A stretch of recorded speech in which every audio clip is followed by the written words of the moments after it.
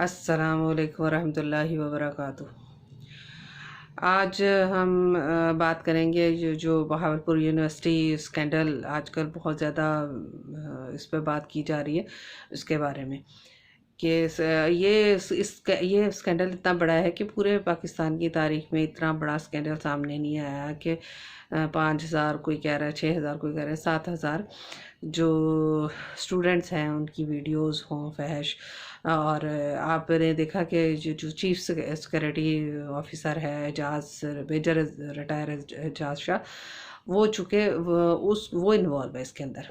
اور آپ دیکھیں کہ جس کو اسٹوڈنٹس کا محافظ بنایا گیا، جس کو وہاں پر حفاظت کے لیے رکھا گیا، وہی یہ ساری کاروبار میں اس چکلا چلانے میں وہ انوالو ہے۔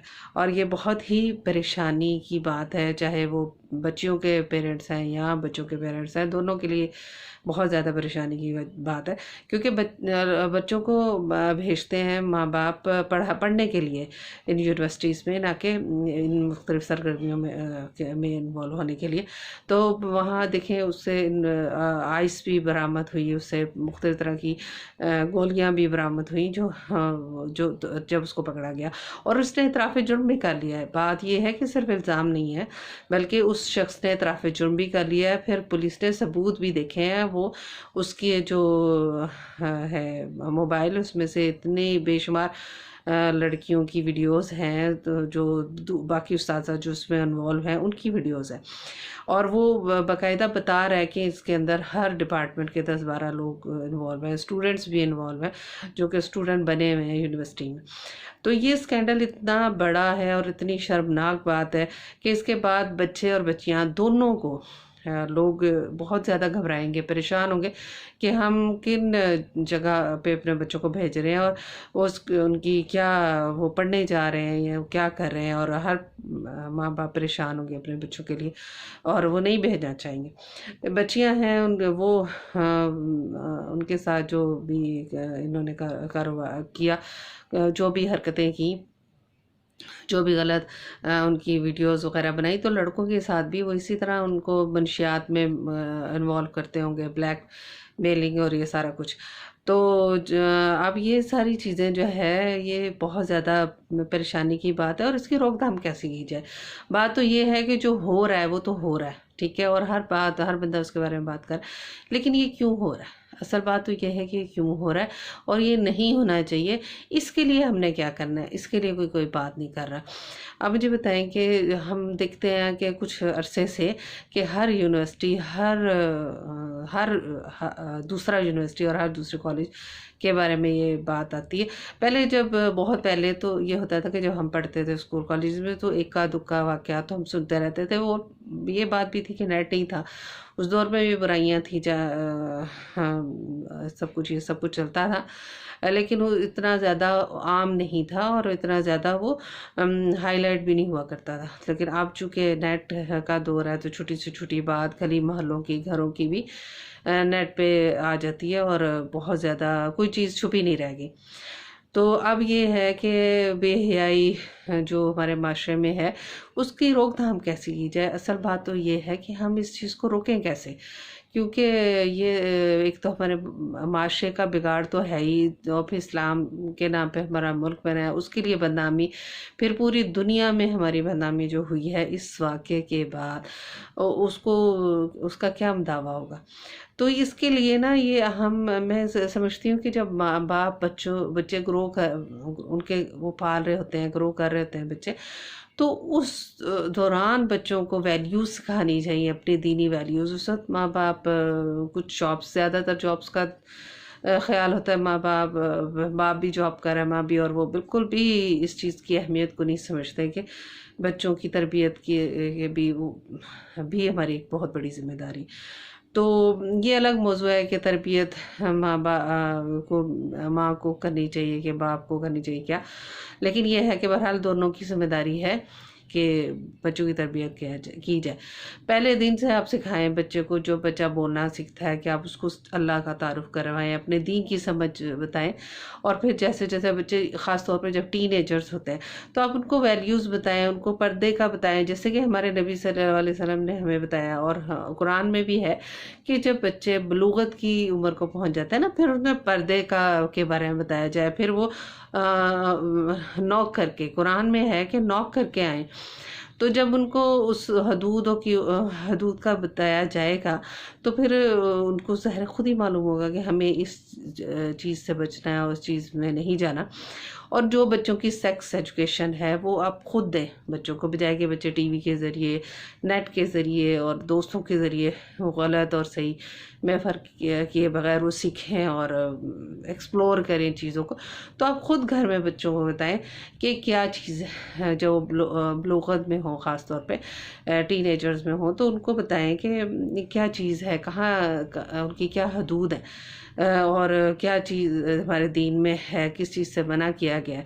اور جو پردے کے احکامات ہیں مرد عورت دونوں کے لیے, عورت کے لیے جو پردے کے احکامات ہیں وہ ان باتوں سے پتہ چلتا ہے کتنے ضروری ہیں. جب آپ ایک فیس اور اپنے آپ کو جب کور کر کے رکھتے ہیں نا, تو یہ جو چیز ہے یہ سٹاپ کرتی ہے دوسروں مردوں کو کہ بس میری آپ کی حد ہی یہی ہے.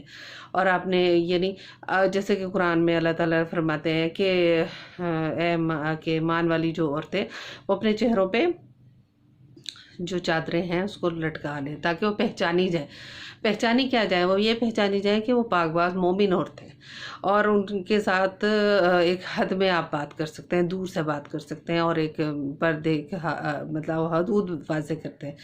اور مردوں کو کہا گیا کہ اپنی نگاہیں نیچے رکھیں. یہ سب کچھ آپ بچپن سے, جب بچے ٹین ایجرز ہیں نا, سکھائیں ان کو یہ اس وقت بتائیں کہ آپ, تب وہ سمجھیں گے. پھر جب آپ نے گھر میں ان کو تربیت دی ہے, تعلیم دی ہے, تو پھر وہ باہر غلطیاں نہیں کریں گے. اور بچوں کو اپنا اس حد تک ان کو اعتماد دیں کہ وہ باہر کی ہر بات آپ سے شیئر کریں. میں نے اپنے بچوں کو کہا کہ اگر باہر کوئی بات کرے اور تم کو یہ کہے کہ یہ بات گھر نہیں بتانا, تو وہ بات تو پھر خاص طور پہ بتانی ہے. کیونکہ یہی بات ہے جب ہم پھر بچوں کو اتنی پرائیویسی نہ دیں دوستوں کے ساتھ کہ وہ دوستوں کے ساتھ بیٹھ کے کچھ بھی کر رہے ہیں اور ہمیں بالکل بھی پتہ نہ ہو. تو یہ بچوں کی جب تربیت گھر سے ہوگی نا, انہیں غلط اور صحیح کا واضح بتایا جائے گا. اور ماں اور باپ شرمائے بغیر اس معاملے میں جب واضح طور پہ بچوں کو بتائیں گے کہ یہ ان کی حدود, دینی حدود ہیں. یہ بہن بھائیوں کے ساتھ بیٹھنے کی, جب بچے بڑے ہو جاتے ہیں تو کیا حدود ہیں, ماں باپ کے ساتھ وہ نہیں لیٹ سکتے, بستر الگ کریں ان کے, پھر ان کو ایک دوسرے کے ساتھ بیٹھنا, اور انہیں بتایا جائے کہ ان کو کسی کے ساتھ اکیلے نہیں بیٹھنا, خود اکیلے وقت نہ گزارنے دیں. یہ جب چیزیں آپ بتائیں گے نا بچوں کو, تو ان چیزوں سے بچ جائیں گے. پھر انہیں یہ اتنا اعتماد ہے کہ وہ باہر کوئی بھی معاملہ ان کے ساتھ ہو, چھوٹا ہو یا بڑا ہو, وہ آپ کو آ کے بتائیں. وہ ان کو ڈر نہ ہو آپ کو بتانے سے کہ آپ کو بتایا تو آپ پتہ نہیں کیا کر لیں گے, یا انہیں روک دیں گے. یا آپ کو بھی اعتماد ہونا چاہیے کہ میرا بچہ مجھے ہر چیز آ کے بتا رہا ہے, تو اعتماد کریں بچوں پہ. اور بچوں کو اکیلے, چھوٹے جب بچے ٹین ایجرز ہیں نا, چاہے وہ بچیاں چاہے وہ بچے, ان کو اکیلے نہ کہیں جانے دیں. جب جائیں, اگر دوستوں کے جا رہے ہیں تو آپ اس ایج میں تقریباً 17-18 سال کی عمر تک نا بچوں کے ساتھ جائیں, چاہے وہ بچے ہیں بچیاں. اور انہیں بہت زیادہ اکیلے رہنے اور دوستیوں کا نا شوق پالنے کی طرف سے منع کریں, کیونکہ زیادہ دوستیاں پالنا, اس میں رہنا, یہ بھی برائیوں کی طرف لے جاتا ہے بچوں کو. تو ان کے دوستوں پہ نظر رکھیں, ان کے ساتھ جو مل رہے ہیں, ان کے اساتذہ ہیں, ان کے بارے میں, جہاں وہ جاتے ہیں اس ماحول کے بارے میں آپ کو پتہ ہونا چاہیے. تو پھر جب ہم اتنی, جہاں تک ہم کر سکتے ہیں, جہاں تک ہمارا حکم دیتا ہے ہمارا دین, کہ حضور صلی اللہ علیہ وسلم نے کہا ہے اکیلے سفر نہ کریں, تو اکیلے سفر نہ کریں. حضور صلی اللہ علیہ وسلم نے کہا ہے کہ جو عورتیں ہیں وہ, ہمیں فرمایا ہے انہوں نے, مفہوم بتا رہی ہوں میں, کہ وہ کہیں اور جو ہے وہ جا کے کپڑے مت تبدیل کریں. یہ دیکھیں 1400 سال پہلے بتایا اللہ تعالیٰ نے ہم لوگوں کو کہا کہ عورت جو ہے, بچی ہے, لڑکی ہے, وہ کہیں اور جا کے کپڑے مطلب مت تبدیل کرے. وہ اب یہ دیکھیں, یہ اس وقت کہاں, انہیں نہیں پتا تھا کہ کیمرے بھی لگ سکتے ہیں, کوئی دیکھ سکتا ہے, کوئی اس طرح. وہ یہ دیکھیں یہ حکمت, کیونکہ ہمارا دین تو قیامت تک کے لیے ہے. تو یہ چیز منع کی گئی. پھر سفر اکیلے کرنے سے منع کیا گیا کہ کچھ بھی مس ہیپ ہو جائے تو بندے کے ساتھ خود طبعی طور پہ تو ساتھ کوئی ہو. پھر کوئی ایسا ویسا کوئی چور و چکا یا کوئی آپ کو چکر دینا چاہے یا کوئی اس طرح کا گندا انسان ہو تو آپ اس سے بچ جائیں.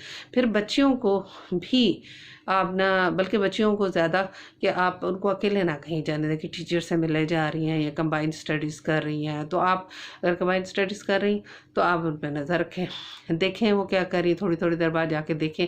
پھر یہ ہے کہ جیسے بچیاں چلی جاتی ہیں دوستوں تو آپ ساتھ جائیں.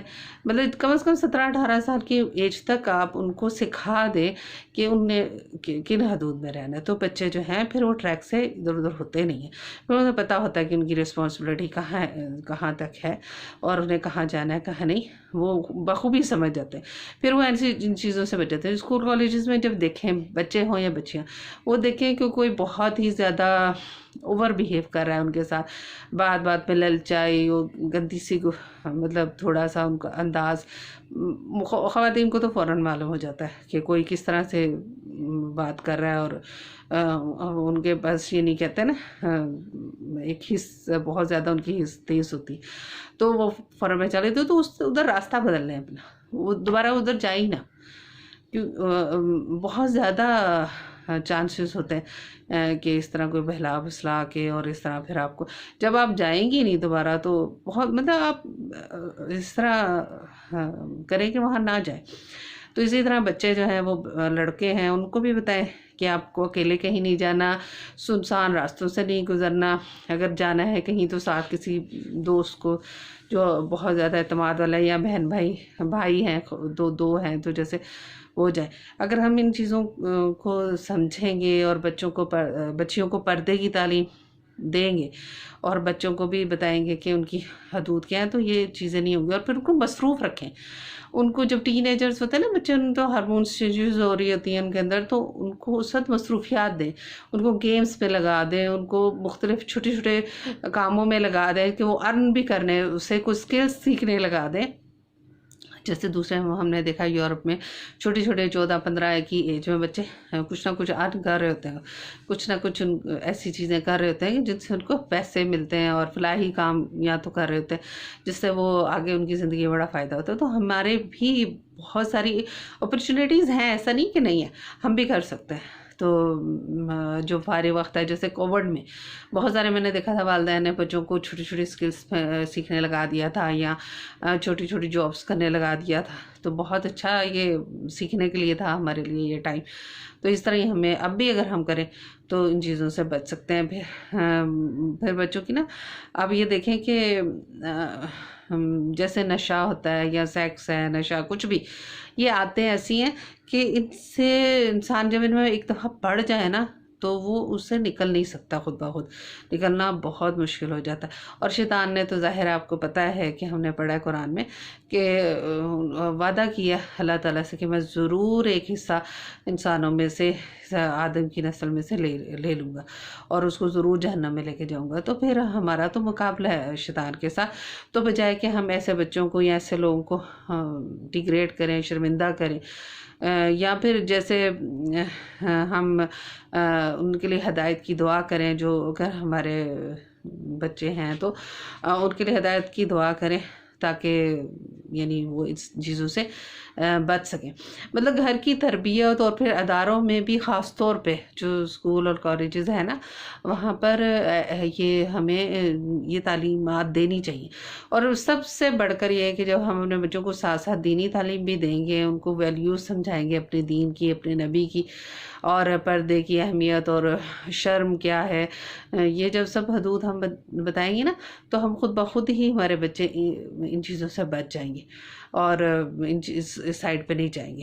اور ویسے بھی قرآن میں ہے کہ جو شخص فحاشی پھیلاتا ہے لوگوں میں، مسلمانوں میں، اس کی دنیا اور آخرت دونوں تباہ ہو جاتی ہے اور دردناک عذاب اللہ تعالیٰ اس کو دنیا میں بھی اور آخرت میں بھی دیتے ہیں.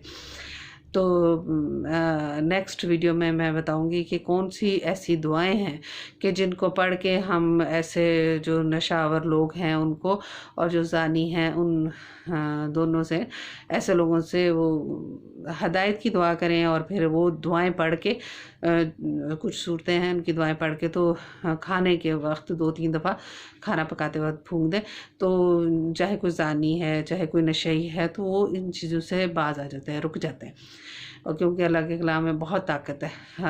ہدایت دینے کے بعد ہم دعا کر سکتے ہیں، دعا جو ہے وہ اللہ تعالیٰ کہتے ہیں نا، دل میں اللہ تعالیٰ کہتے ہیں کہ میرے قابو میں ہے، دلوں کو پھیرنے والا اللہ تعالیٰ ہے، تو ہم کسی کو نہ برائی سے روک سکتے ہیں اور نہ نیکی زبردستی کروا سکتے ہیں۔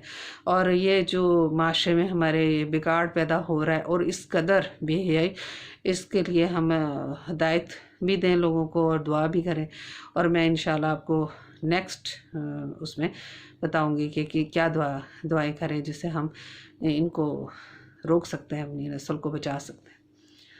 الحمدللہ۔ السلام علیکم ورحمۃ اللہ۔